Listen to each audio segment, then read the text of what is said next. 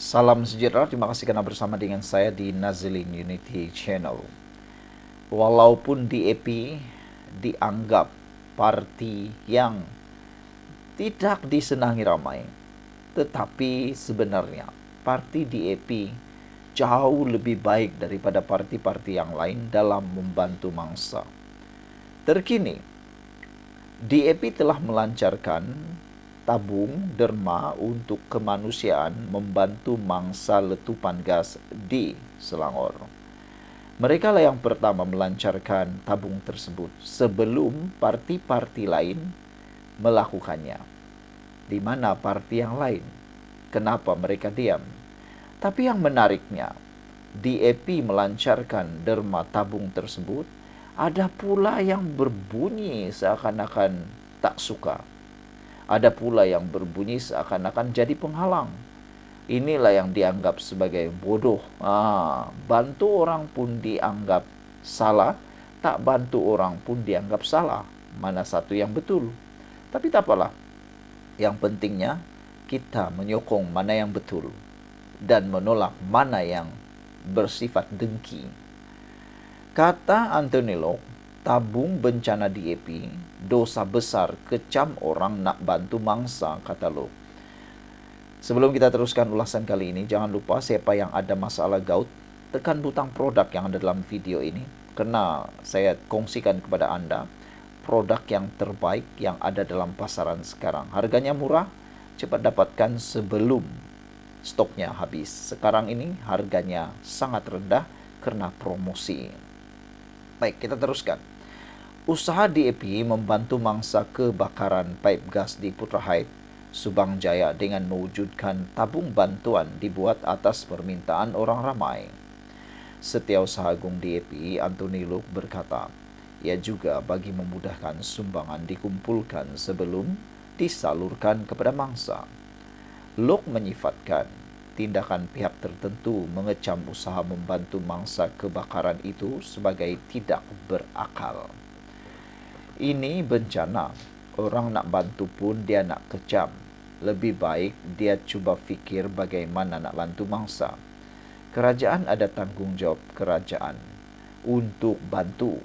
Begitu juga swasta. Syarikat swasta ada tanggungjawab untuk bantu, katanya. Ramai penyokong tanya, macam mana nak bantu? Bukan semua ada keupayaan macam berjaya syarikat besar. Ada yang nak derma RM50, ada yang derma RM100. Dia nak derma macam mana? Soalnya lagi. Jadi kita buka tabung itu sebab ada permintaan orang ramai yang bertanya macam mana nak salurkan sumbangan. Katanya kepada media selepas majlis bantuan sumbangan RM3,000 oleh Berjaya Corporation dan penyerahan 50 buah kereta oleh Kasam kepada mangsa kebakaran Putrajaya. Hadir sama pengasas B Corp Vincent Tan, Ketua Pegawai Eksekutif CEO Kasam Eric Cheng, Pengarah Urusan Kasam Malaysia Chris Eng, Ketua Pegawai Perniagaan Kumpulan Kasam Aaron Key dan Exco Pelaburan Perdagangan dan Mobiliti Selangor Eng Si Han. Locke mengulas kecaman terhadap DAP di media sosial selepas parti itu melancarkan tabung kutipan derma untuk mangsa kebakaran Putra Heights. Pihak terbabit mempersoalkan tindakan itu dengan mengatakan DAP sepatutnya menggerakkan bantuan daripada kerajaan berikutan parti itu sebahagian komponen dalam kerajaan perpaduan. Mengulas lanjut, Locke yang juga Menteri Pengangkutan berkata, kebanyakan penyumbang perseorangan menyampaikan hasrat untuk memberi sumbangan kepada mangsa. Syarikat besar yang mampu mereka terus bagi kepada mangsa, tetapi ada orang perseorangan yang nak bantu dengan jumlah lebih kecil seperti RM5, RM10. Bagaimana nak bantu? Itu sebab mereka minta kita buka tabung dan kita memudahkan orang ramai. Bagi orang yang kecam itu, saya nak beritahu mereka, dosa besar kalau kecam orang nak bantu mangsa bencana. Dosa besar. Lebih baik mereka simpan tenaga, fikir cara nak bantu orang. Kalau tak nak bantu, diam sajalah, katanya lagi. Sebanyak 87 rumah mengalami kerusakan teruk dan tidak boleh didiami, manakala 148 rumah lagi terjejas serta mengalami kerusakan, tetapi boleh didiami setelah melalui proses pembaikan di tempat tersebut.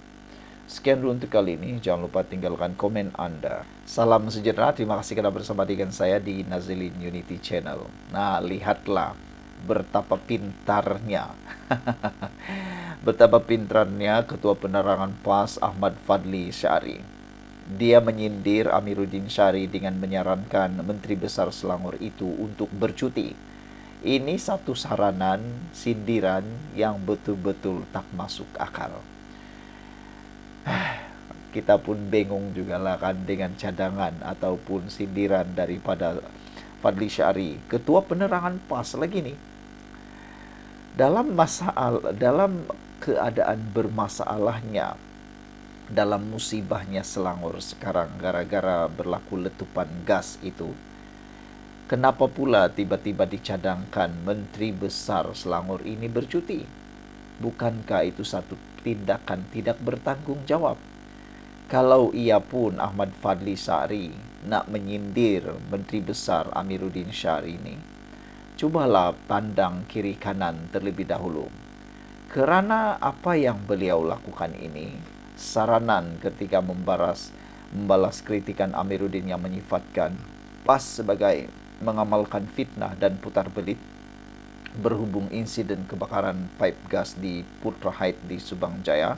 Dia berkata kritikan Amiruddin itu tidak menjawab isu sebenar berkaitan penafian awalnya mengenai keberadaan eskavator berhampiran saluran pipe di sana.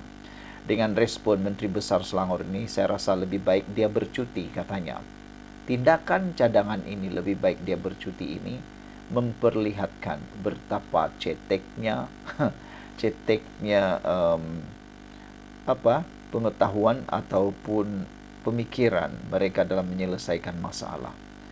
Bayangkan dalam masalah tiba-tiba pula bercuti. Akhirnya, Setiausaha Politik Menteri Besar Selangor tampil menyekolahkan Ahmad Fadli.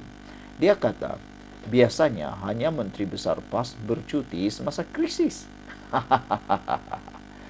Tindakan Ketua Penerangan PAS Ahmad Fadli Syari mencadangkan agar Menteri Besar Selangor Amiruddin Syari bercuti ketika tragedi letupan pipe gas di Putra Heights berlaku disifatkan sebagai dangkal.